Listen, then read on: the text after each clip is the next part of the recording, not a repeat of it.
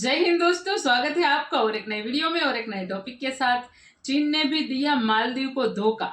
चीनी टूरिस्ट भी मालदीव नहीं जा रहे हैं। तो भाई चाइना सबको धोखा देता है। वो उसमें कोई क्या बोलते हैं, आईना के सामने ही है सब कुछ। हर एक कंट्री को चाइना धोखा देता है। नया तो है नहीं, उसकी तो मतलब फितरत ही है धोखा देना। और इतना बड़ा लॉलीपॉप देता है ना, ये छोटे कंट्री वालों को तो मजा आ जाती है भाई थोड़े टाइम। ठीक है, फिर जैसे ही वो लोग पता चलता है कि अब ये खत्म हो गया लॉलीपॉप, फिर उसमें जो डंडी रहती है ना, उसको इतनी जोर से खींचता है ना चाइना कि मतलब वो 32 ही जैसे कि बाहर आ जाते हैं वैसे ही बाहर आ जाते हैं लोग।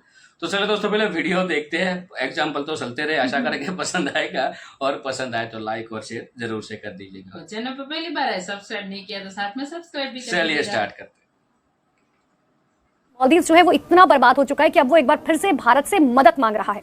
आखिर वो मदद क्या मांग रहा है ये मैं आपको बताती हूँ। दरअसल मालदीव के जो टूरिज्म एसोसिएशन है उन्होंने भारत के उच्चायुक्त से मुलाकात की है और उन्होंने ये कहा है कि हमें आपकी मदद चाहिए, क्योंकि कहीं ना कहीं हमारा टूरिज्म डिपार्टमेंट जो है वो पूरी तरीके से खत्म हो चुका है, पूरी तरीके से बर्बाद हो चुका है। चाइना फलाना तो चाइना ढिमका, इसने पूरी स्टोरी सुनाई और एंड में चुपचाप इसने कटोरी चाइना के सामने रखी और बोला कि भारतवासी तो आने नहीं वाले मालदीव्स, क्या तुम कुछ टूरिस्ट भेज सकते हो?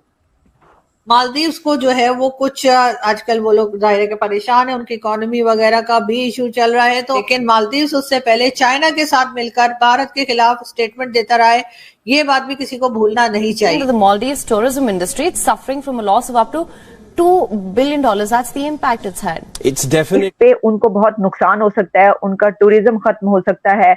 और इंडिया एक ऐसा पावरफुल कंट्री है कि उसके साथ उनके रिलेशंस अच्छे ही होने चाहिए। तो चीन के जाल में फंसकर मालदीव को ये एहसास हो गया कि उससे कितनी बड़ी गलती हो गई है और अब मालदीव भारत की दोस्ती के लिए तरस रहा है।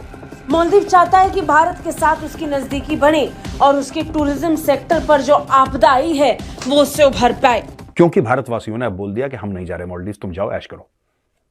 तो दोस्तों मालदीव्स के ऊपर बड़ा शदीद, जिसको कहते हैं ना, प्रेशर आया है, बहुत ज्यादा प्रेशर। उनकी इकोनॉमी को थप्पड़ें पड़ रही हैं वहां पे, उनकी इकोनॉमी बिल्कुल खतरे में है। चाहे वो चाइना हो या कोई भी दूसरी कंट्री हो, उसमें से बाहर निकले, यानी कि उसके चुंगल से बाहर निकले। कहा यह जा रहा है कि उस जो चीज चल रही है इंडियन की तरफ से कि ये जो एक टाइनी जिहादी कंट्री है, अब इसको जो है ये नहीं चल पाएगा, या ये कि इसको बहुत नुकसान होगा। जय हिंद दोस्तों, मालदीव को बहुत बड़ा चूना लगा दिया चाइना ने। और दोस्तों सिर्फ मालदीव ही नहीं, पूरी दुनिया में जहां जहां चाइना जाता है, जिस देश में निवेश करता है, उनको सिर्फ और सिर्फ चूना ही लगाता है। अब दोस्तों ये चूना लगाया कहाँ है? दोस्तों मुइजू चाइना गए और चाइना ने भरोसा दिलवाया, क्योंकि मुइजू ने चाइना से रिक्वेस्ट भी किया था कि हमारे इधर भाई अपने पर्यटन भेजिए, क्योंकि भारत तो हमारा बहिष्कार कर रहा है। जिनपिंग ने कहा भाई बिल्कुल, हम अपने ही पर्यटन की बहार लगा देंगे मालदीव। ठीक है दोस्तों, सो इसी सेंस में मुइजू साहब निफिकर हो गए थे, उनको कोई दिक्कत नहीं थी कि भाई चलो भारत से पर्यटक नहीं आएंगे तो सो चाइना से आएंगे। अब दोस्तों अप्रैल का महीना बीत गया, ठीक है, जनवरी फरवरी मार्च, लगभग अप्रैल का बीत ही गया, अब कुछ ही दिन रह गए, चलो आधा अप्रैल मान लो। ठीक है दोस्तों, इसमें तो जो है चाइनीज पर्यटक भी उतने कम हुए हैं जितने भारतीय कम हुए हैं। तो दोस्तों बहुत बड़ा झटका लग गया मालदीव को, और मालदीव के जो पर्यटन विभाग के ऑफिसर्स हैं, उन्होंने तुरंत के तुरंत भारतीय जो उच्चायुक्त है वहां पे उनसे बात की, रिक्वेस्ट की कि भाई प्लीज भारत के लोगों से ये रिक्वेस्ट कीजिए कि वो प्लीज मालदीव विजिट करें और आगे से ये गलतियां नहीं होंगी।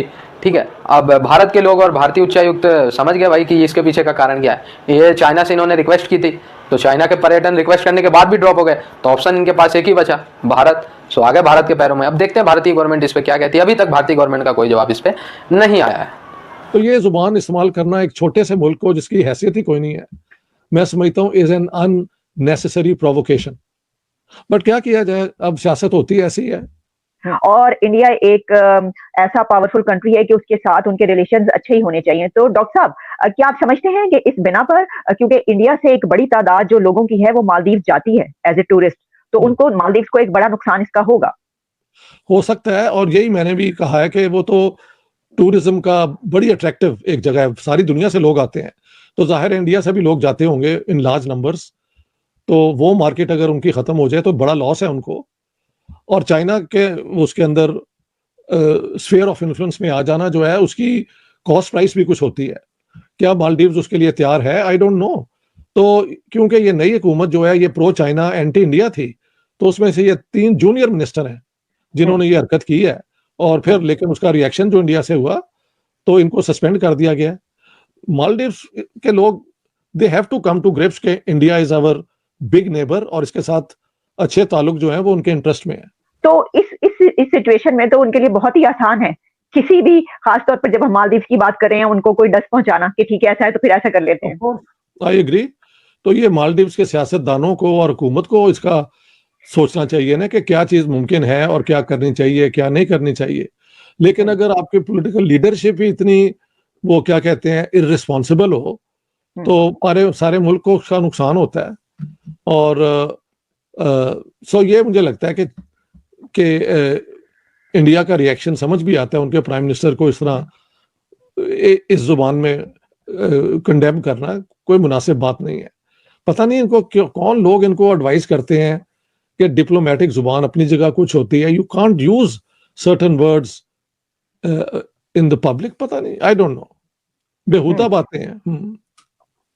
तो सर इससे पहले हमने देखा कि जब कनाडा और इंडिया के बीच जो एक डिस्प्यूट था उसके ऊपर, हालांकि कनाडा तो मालदीव से कोई उसका कंपैरिजन नहीं है, एक बड़ा कंट्री है और कनाडा की अपनी एक वो है से, लेकिन इसके बावजूद कनाडा को भी बार बार कई मौके ऐसे आए कि जिसमें उनको थोड़ा नीचा होना पड़ा, कहना पड़ा कि नहीं हम तो रिलेशंस चाहते हैं, हम डिप्लोमेटिक रिलेशंस नहीं तोड़ना चाहते, बहुत सारी चीजें ऐसी हुई। तो अब क्या, यानी एक कनाडा जैसे कंट्री को उन्होंने बहुत ज्यादा सख्त हमने देखा कि उसकी तरफ से रिस्पांस दिया गया इंडिया की तरफ से। तो अब मालदीव्स को उन्होंने ये नहीं देखा कि एक हम कैसे सरवाइव करेंगे अगर वो नहीं कर पा रहे या दूसरे कंट्रीज जो हैं, क्योंकि जाहिर है सर डॉक्टर साहब हम ये तो बात करते रहते हैं कि इंडिया अपनी एक इकोनॉमी और एक अपने बड़े एक पॉपुलेशन उसके तौर पर एक बड़ी ताकत तो है और एक मिलिट्री पावर भी है रीजनल, इसमें कोई शक नहीं। उन्होंने नेवी बहुत अपनी बढ़ा ली है, वो चाइना को फेस करने के लिए बहुत इन्वेस्ट कर रहे हैं अपनी नेवी में और इन चीजों में। तो मालदीव्स को इन हालात में अपने आप को जिस तरह न्यूट्रल एक होता है मुल्क, good relation with all, bad relation with nobody, ये वाली पॉलिसी होनी चाहिए। हाँ, अगर इंडिया की इंटरफेरेंस बहुत ज्यादा है तो वो डिप्लोमेटिकली उन्हें समझाई जा सकती है, पब्लिकली जाके ये बयान दे देना जो है ये मालदीव्स के इंटरेस्ट में नहीं है। लेकिन ये आजकल जो है ना ये सियासी हरकतें तरीके जो हैं वो इतने बदल चुके हुए हैं कि हम जो समझते हैं कि हर चीज को सोच समझ के बात करनी चाहिए, वो अक्सर इस किस्म की बेहुदा बातें आप सुन लेते हैं। तो मालदीव ने ये बहुत बड़ी, मैं समझता हूँ, गलती। यहाँ पर इस्लामिक लॉ नहीं चलेगा, यहाँ भारत का ही लॉ चलेगा।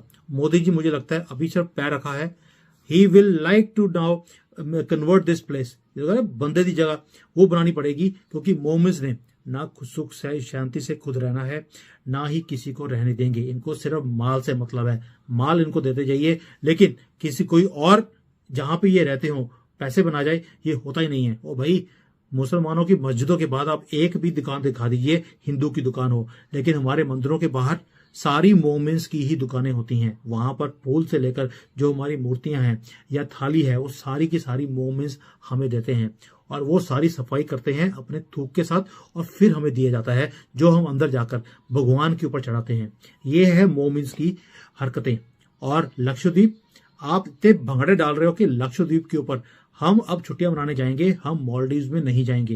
दैट मीन्स आसमान से गिरे खजूर में अटके। हिंदो जागो, ये जो सारी मैंने आपको एनालिसिस करके बताई है, ये आप गूगल कर लेना, आपको एक एक चीज समझ आ जाएगी। देश को बचाइए और इन मोमिन्स को पहले तो इनको सीधा करना शुरू कीजिए, उसके बाद यहाँ पे जाना शुरू कीजिए, या यहाँ पर पूरा भारत अपने जाकर प्लॉट्स खरीदने शुरू करे और इस जगह को टेक ओवर करे, तभी जाने का फायदा है। चाहे सारों की गुड रिलेशंस के लिए। और इतना ट्रेड ये जो है टूरिस्ट इंडिया से जाते हैं मालदीव्स, तो वो भी इनको ज़हन में रखना चाहिए। अब पता नहीं क्या उन्होंने लोकली सोचा है।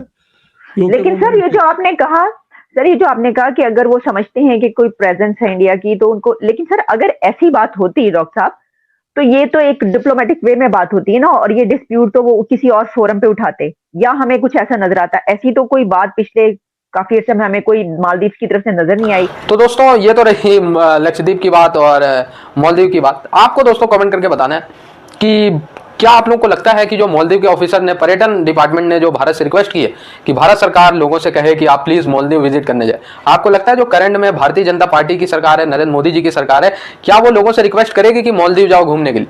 दोस्तों प्रधानमंत्री नरेंद्र मोदी जी की सरकार, मुझे तक जहां लगता है, वो ये रिक्वेस्ट करेगी कि आप लक्षद्वीप जाओ। आप अंडमान निकोबार जाओ, आप भारत के किसी और हिस्से में जाओ। ये जो नया भारत है ये किसी दूसरे देश को भारत में प्रमोट करने वाला नहीं है भाई। हमने चाइना यूएसए के प्रोडक्ट्स को पीछे करके हम सोचते हैं कि यार हम मेड इन इंडिया चीज यूज करें। सो क्या करंट गवर्नमेंट कहेगी आप जाओ मालदीव घूमने? मुझे नहीं लगता एटलीस्ट। हाँ, अगर जिसके 0% चांस है कि अगर हमारे श्री राहुल गांधी जी आते हैं तो वो जरूर कह सकते हैं कि भाई मालदीव चले जाओ और लक्षद्वीप मत जाओ। लेकिन हाँ, करंट गवर्नमेंट तो मुझे 100% श्योरिटी के साथ मैं कह रहा हूँ वो नहीं कहेंगे कि मालदीव जाओ, वो तो कहेंगे लक्षद्वीप जाओ। ठीक है दोस्तों। और अभी लक्षद्वीप में भी दोस्तों रियलिटी तो ये है कि लक्षद्वीप में भी कभी कभार मैंने रिसर्च की और जैसा कि सुमित सर ने भी बताया, आप लोगों ने देखा होगा कि लक्षद्वीप में भी कई बार ऐसे भारत विरोधी नारे लगे हैं और लक्षद्वीप की अधिकतर मेजोरिटी मुस्लिम कम्युनिटी के लोग हैं। सो ऐसी कोई बात नहीं है, वो भी भारत के ही हैं। ठीक है, एक आध जो नारे वगैरह लगते हैं ये मुस्लिम कम्युनिटी में, ये तो दोस्तों प्रॉब्लम है। कई मुस्लिम लोग जो है पाकिस्तान के इन्फ्लुएंस में आ जाते हैं। ठीक है, ये किसी भी मुस्लिम भाई को बुरा लग सकता है बट रियलिटी यही है। अगर मुस्लिम लोग भारत के पाकिस्तानी मौलवी को फॉलो करते हैं सो वो पाकिस्तानी प्रोपेगेंडा के तहत आ जाते हैं और भारत विरोधी गतिविधियों में इन्वॉल्व होने लगते हैं। सो लक्षद्वीप में भी जो मुस्लिम कम्युनिटी है उनमें से कुछ बहुत तिनकी भर में यह प्रॉब्लम देखी जा सकती है। सो अगर लक्षद्वीप में भारत के तमाम हिस्सों से लोग जाकर इन्वेस्ट करेंगे सो ये प्रॉब्लम भी मेरे ख्याल से सॉल्व हो जाएगी। आप लोग जुड़े रहे ऐसे वीडियोस के लिए, तब तक के लिए धन्यवाद। जय हिंद। थैंक यू दोस्तों वीडियो को यहाँ तक देखने के लिए। और मालदीव को बहुत ही बड़ा सुना लगा दिया है, बट ये अच्छी बात है जल्द ही सुना लगा दिया ताकि मालदीव जो है वो जागरूक हो चुका। देखो वो मुइजू तो भाई उससे तो हमें कोई लेना देना नहीं, वो तो, लेकिन मालदीव में जो आवाम रहते हैं वो कहीं बुरी नहीं है। वो भी वहाँ पे जो देखो हमें ये नहीं भूलना चाहिए क्योंकि मालदीव बना किससे? भारत से। क्योंकि वहाँ मालदीव का खोज करने वाला भी भारत, वहाँ पे पहला इंसान रहने वाला भी भारत का, वो भी गुजरात का। ठीक है, और उन्होंने पूरा मालदीव बनाया, उससे ही उसके ही वंशज है ऐसा समझ लो सब लोग। और थोड़े देर ये भाई मुइजू भाई को लॉलीपॉप दिया था चाइना ने कुछ ना कुछ, तो उसके तेवर बदले थे, लेकिन कोई नहीं, उसके तेवर कभी सीधे होने वाले नहीं है। उसको पता है कि वो 3 साल टिकने वाले हैं, 3 साल के बाद तब तक उसके पास पैसा आ जाए। लेकिन अब तो उसको भी पता चल गया भाई अब तो पैसा कहाँ से आएगा, क्योंकि अब तो टूरिज्म भी नहीं है, खत्म है सब कुछ। मालदीव सोच रहा है, मालदीव के जो टूरिज्म मिनिस्टर है वो लोग इंडिया आए थे, बिल्कुल पैर पकड़ा, हेल्प मांगी, रिक्वेस्ट की, और ऐसा सुनने में आया है कि जल्द ही मालदीव वाले कोई ना कोई कार्यक्रम करने वाले हैं इंडिया में, जगह जगह पे क्या बोलते हैं उसको, प्रदर्शन जैसा कुछ करेंगे कि भाई फिर से आओ, मालदीव आपको बहुत प्यार करता है, फलाना ढिमकाना जो भी है। ठीक है, ये करने वाले हैं कैंपिंग कहते हैं ना उसको, कैंपिंग करने वाला है मालदीव इंडिया में, ये सुनने में आया। लेकिन कब होगा वो तो नहीं पता।